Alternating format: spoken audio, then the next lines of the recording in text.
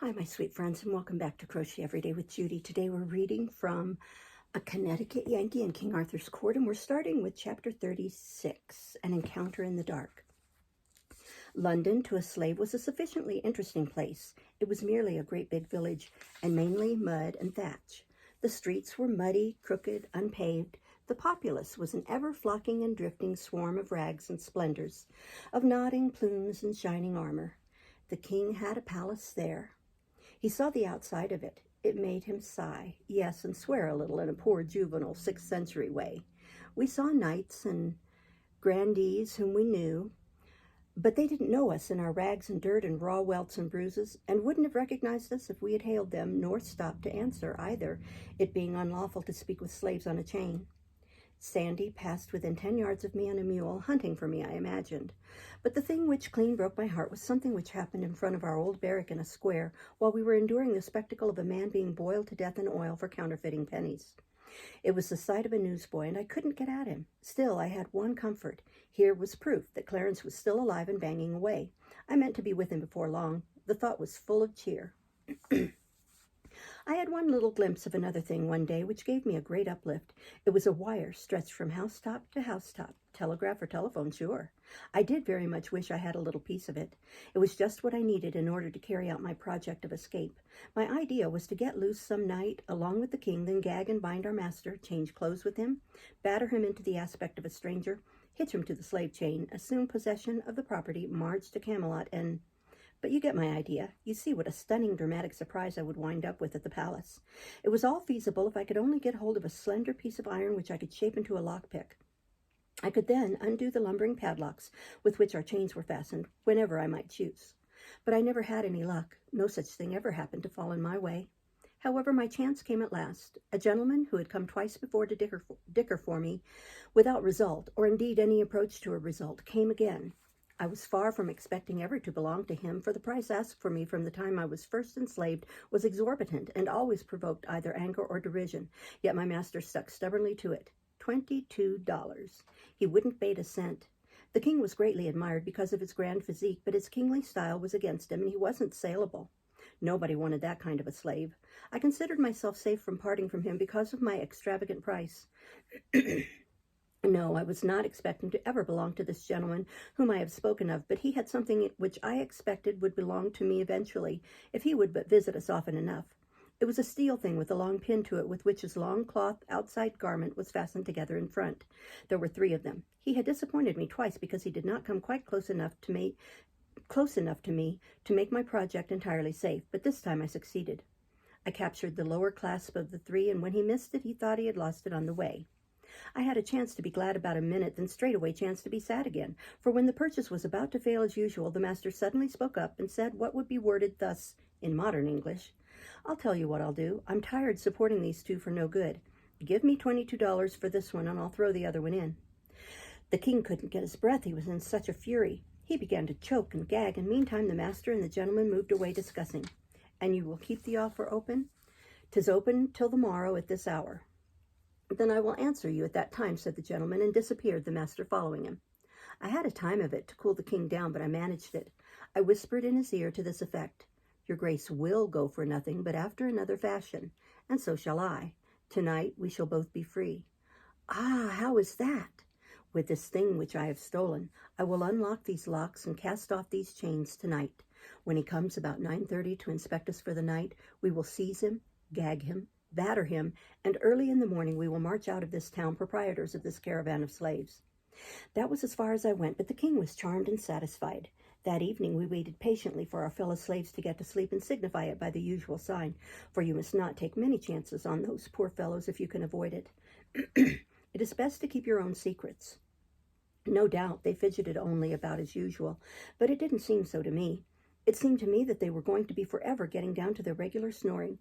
As the time dragged on, I got nervously afraid we shouldn't have enough of it left for our needs, so I made several premature attempts and merely delayed things by it, for I couldn't seem to touch a padlock, there in the dark, without starting a rattle out of it which interrupted somebody's sleep and made him turn over and wake some more of the gang. But finally I did get my last iron off and was a free man once more. I took a good breath of relief and reached for the king's irons. Too late. In comes the master with a light in one hand and his heavy walking staff in the other. I snuggled close among the wallow of snores to conceal as nearly as possible that I was naked of irons, and I kept a sharp lookout and prepared to spring for my man the moment he should bend over me. But he didn't approach. He stopped, gazed absently toward our dusky mass a minute, evidently thinking about something else, then set down his light, moved musingly toward the door, and before a body could imagine what he was going to do, he was out of the door and had closed it behind him. "Quick," said the king, "fetch him back." Of course it was the thing to do, and I was up and out in a moment, but dear me, there were no lamps in those days, and it was a dark night. But I glimpsed a dim figure a few steps away. I darted for it, threw myself upon it, and then there was a state of things and lively.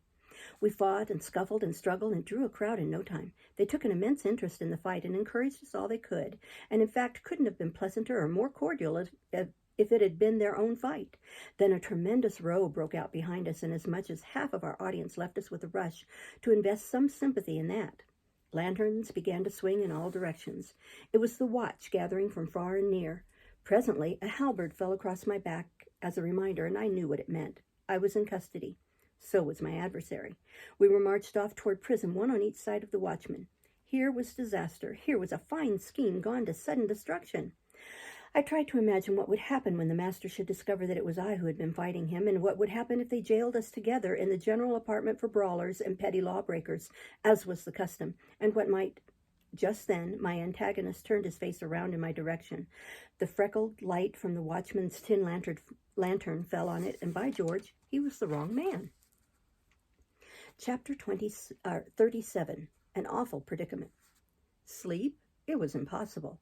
It would naturally have been impossible in that noisome cavern of a jail with its mangy crowd of drunken, quarrelsome, and song-singing rapscallions. But the thing that made sleep all the more a thing not to be dreamed of was my racking impatience to get out of this place and find out the whole size of what might have happened yonder in the slave quarters in consequence of that intolerable miscarriage of mine.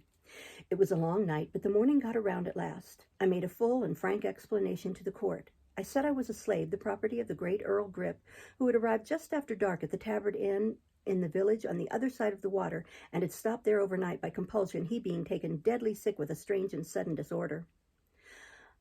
I had been ordered to cross to the city in all haste and bring the best physician. I was doing my best. Naturally, I was running with all my might. The night was dark. I ran against this common person here, who seized me by the throat and began to pummel me, although I told him my errand, and implored him, for the sake of the great Earl, my master's mortal peril. The common person interrupted and said it was a lie, and was going to explain how I rushed upon him and attacked him without a word. "Silence, sirrah," from the court. "Take him hence, and give him a few stripes whereby to teach him to treat the servant of a nobleman after a different fashion another time. Go." Then the court begged my pardon, and hoped I would not fail to tell his lordship it was in no wise the court's fault that this high-handed thing had happened. I said I would make it all right, and so took my leave. Took it just in time, too. He was starting to ask me why I didn't fetch out these facts the moment I was arrested. I said I would if I had thought of it, which was true, but that I was so battered by that man that all my wit was knocked out of me, and so forth and so on, and got myself away, still mumbling. I didn't wait for breakfast. No grass grew under my feet. I was soon at the slave quarters, empty, everybody gone. That is, everybody except one body, the slave master's. It lay there all battered to pulp, and all about were the evidences of a terrific fight. There was a rude board coffin on a cart at the door, and workmen assisted by the police were thinning a road through the gaping crowd in order that they might bring it in. I picked out a man humble enough in life to condescend to talk with one so shabby as I, and got his account of the matter. There were 16 slaves here. They rose against their master in the night, and thou seest how it ended. Yes, how did it begin? There was no witness but the slaves. They said the slave that was the most valuable got free of his bonds and escaped in some strange way, by magic arts, 'twas thought, by reason that he had no key, and the locks were neither broke nor in any wise injured. When the master discovered his loss, he was mad with despair, and threw himself upon his people with his heavy stick, who resisted, and brake his back, and in other and divers ways did give him hurts that brought him swiftly to his end. This is dreadful. It will go hard with the slaves, no doubt, upon the trial. Mary, the trial is over. Over? Would they be a week, think you, in the matter so simple? They were not the half of a quarter of an hour at it. Why, I don't see how they could determine which were the guilty ones in so short a time. Which ones? Indeed, they considered not particulars like to that. They condemned them in a body. Wit ye not the law, which men say the Romans left behind them here when they went, that if one slave killeth his master, all the slaves of that man must die for it? True, I had forgotten. And when will these die? Belike within a 4 and 20 hours, albeit some say they will wait a pair of days more, if peradventure they may find the missing one meantime. The missing one. It made me feel uncomfortable. Is it likely they will find him? Before the day is spent, yes, they seek him everywhere. They stand at the gates of the town with certain of the slaves who will discover him to them if he cometh, and none can pass out but he will be first examined. Might one see the place where the rest are confined? The outside of it, yes, the inside of it, but ye will not want to see that. I took the address of that prison for future reference and then sauntered off. At the first second-hand clothing shop I came to, up a back street, I got a rough rig suitable for a common seaman who might be going on a cold voyage, and bound up my face with a liberal bandage, saying I had a toothache. This concealed my worst bruises. It was a transformation. I no longer resembled my former self. Then I struck out for that wire, found it, and followed it to its den. It was a little room over a butcher's shop, which meant that business wasn't very brisk in the telegraphic line. The young chap in charge was drowsing at his table. I locked the door and put the vast key in my bosom. This alarmed the young fellow, and he was going to make a noise, but I said, "Save your wind. If you open your mouth, you are dead, sure. Tackle your instrument. Lively now. Call Camelot." This doth amaze me. How should such as you know aught of such matters as— "Call Camelot. I am a desperate man. Call Camelot, or get away from the instrument, and I will do it myself." "What, you?" "Yes, certainly. Stop gabbling. Call the palace." He made the call. "Now then, call Clarence." "Clarence who?" "Never mind Clarence who. Say you want Clarence. You'll get an answer." He did so. We waited 5 nerve-straining minutes. 10 minutes. How long it did seem. And then came a click that was as familiar to me as a human voice, for Clarence had been my own pupil. "Now, my lad, vacate. They would have known my touch, maybe, and so your call was surest, but I'm all right now." He vacated the place and cocked his ear to listen, but it didn't win. I used a cipher. I didn't waste any time in sociabilities with Clarence, but squared away for business straight off thus: "The king is here and in danger. We were captured and brought here as slaves. We should not be able to prove our identity, and the fact is I am not in a position to try. Send a telegram for the palace here, which will carry conviction with it."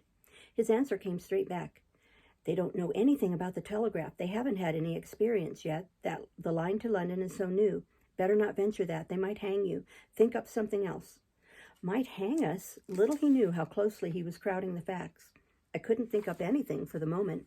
Then an idea struck me, and I started it along. "Send 500 picked knights with Launcelot in the lead, and send them on the jump. Let them enter by the southwest gate, and look out for the man with a white cloth around his right arm." The answer was prompt: "They shall start in half an hour." "All right, Clarence, now tell this lad here that I'm a friend of yours and a deadhead, and that he must be discreet and say nothing about this visit of mine." The instrument began to talk to the youth, and I hurried away. I fell to ciphering. In half an hour it would be 9 o'clock. Knights and horses in heavy armor couldn't travel very fast.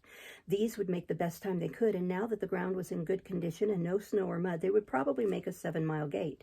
They would have to change horses a couple of times. They would arrive about 6, or a little later. It would still be plenty light enough. They would see the white cloth which I should tie around my right arm, and I would take command. We would surround that prison and have the king out in no time. It would be showy and picturesque enough, all things considered, that I would have preferred noonday on account of the more theatrical aspect the thing would have had. Now then, in order to increase the strings to my bow, I thought I would look up some of those people whom I had formerly recognized and make myself known. That would help us out of our scrape without the knights. But I must proceed cautiously, for it was a risky business. I must get into sumptuous raiment, and it wouldn't do to run and jump into it.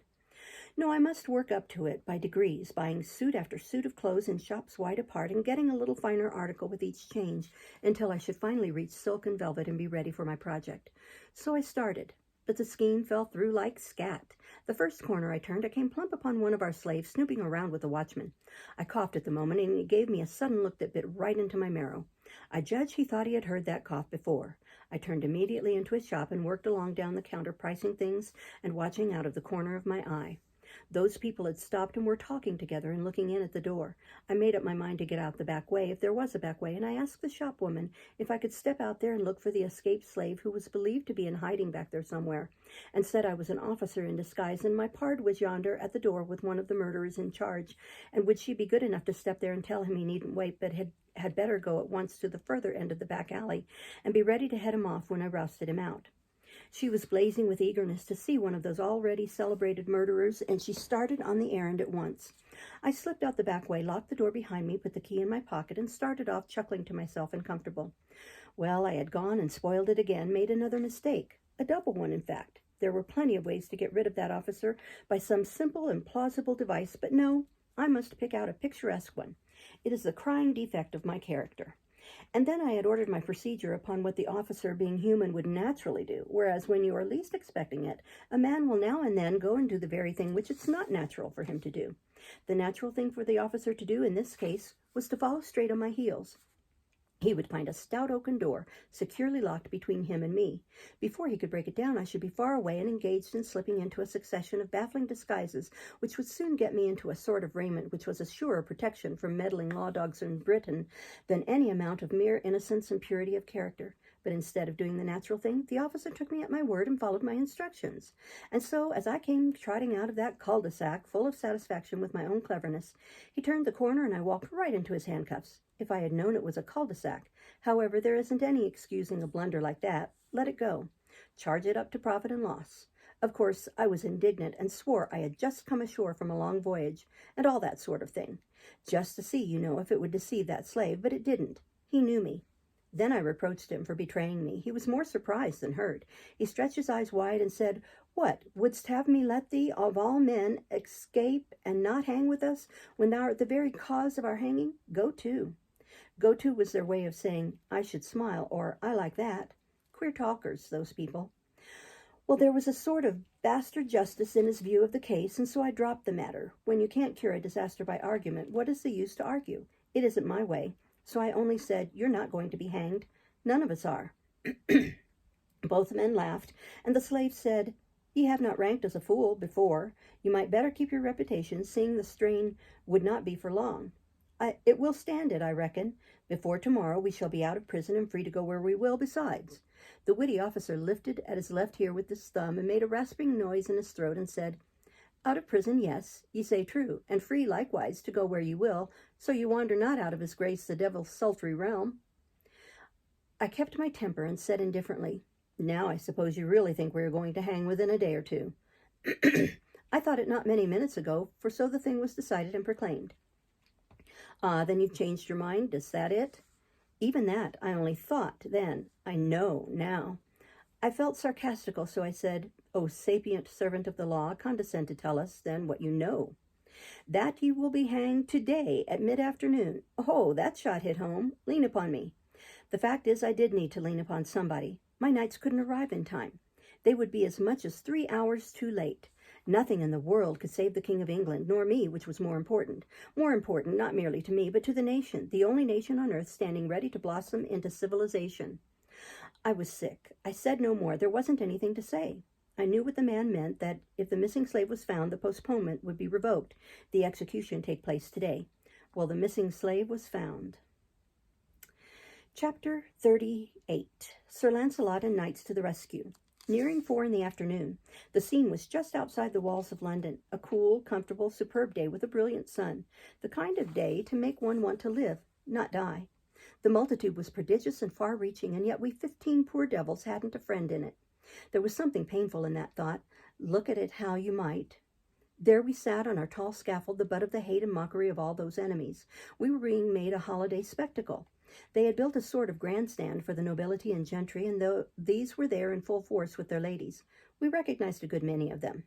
The crowd got a brief and unexpected dash of diversion out of the king. The moment we were freed of our bonds, he sprang up in his fantastic rags, with face bruised out of all recognition, and proclaimed himself Arthur, King of Britain, and denounced the awful penalties of treason upon every soul there present if hair of his sacred head were touched. It startled and surprised him to hear them break into a vast roar of laughter. It wounded his dignity, and he locked himself up in silence then, although the crowd begged him to go on and tried to provoke him to it by catcalls, jeers, and shouts of, "Let him speak! The king! The king!" His humble subjects hunger and thirst for words of wisdom out of the mouth of their master, his serene and sacred raggedness. But it went for nothing. He put on all his majesty and sat under this rain of contempt and insult unmoved. He certainly was great in his way. Absently, I had taken off my white bandage and wound it about my right arm. When the crowd noticed this, it began upon me. They said, "Doubtless the sailor man is his minister. Observe his costly badge of office." I let them go on until they got tired, and then I said, "Yes, I am his minister, the boss, and tomorrow you will hear that from Camelot," which I got no further. They drowned me out with joyous derision, but presently there was silence, for the sheriffs of London, in their official robes with their subordinates, began to make a stir which indicated that business was about to begin. In the hush which followed, our crime was recited, the death warrant read, then everybody uncovered while a priest uttered a prayer. Then a slave was blindfolded. The hangman unslung his rope. There lay the smooth road below us, we upon one side of it, the banked multitude walling its other side, a good clear road and kept free by the police. How good it would be to see my 500 horsemen come tearing down it. But no, it was out of the possibilities. I followed its receding thread out into the distance, not a horseman on it or sign of one. There was a jerk, and the slave hung dangling and hideously squirming, for his limbs were not tied. A second rope was unslung. In a moment another slave was dangling. In a minute a third slave was struggling in the air. It was dreadful. I turned away my head a moment, and when I turned back I missed the king. They were blindfolding him. I was paralyzed. I couldn't move. I was choking. My tongue was petrified. They finished blindfolding him, then led him under the rope. I couldn't shake off that clinging impotence, but when I saw them put the noose around his neck, then everything let go in me, and I made a spring to the rescue. And as I made it, I shot one more glance abroad. By George, here they came, a-tilting. 500 mailed and belted knights on bicycles. The grandest sight that ever was seen. Lord, how the plumes streamed, how the sun flamed and flashed from the endless procession of webby wheels. I waved my right arm as Launcelot swept in. He recognized my rag. I tore away noose and bandage and shouted, "On your knees, every rascal of you, and salute the king. Who fails shall sup in hell tonight." I always use that high style when I'm climaxing an effect. Well, it was noble to see Launcelot and the boys swarm up onto that scaffold and heave sheriffs and such overboard, and it was fine to see that astonished multitude go down on their knees and beg their lives of the king they had just been deriding and insulting. And as he stood apart there, receiving this homage in rags, I thought to myself, well, really, there is something peculiarly grand about the gait and bearing of a king, after all. I was immensely satisfied. Take the whole situation all around, it was one of the gaudiest effects I ever instigated. And presently up comes Clarence, his own self, and winks and says very modernly, "Good deal of a surprise, wasn't it? I knew you'd like it. I've had the boys practicing this a long time privately, and just hungry for a chance to show off." We'll stop there and start next time with Chapter 39. Thank you for listening. Bye-bye.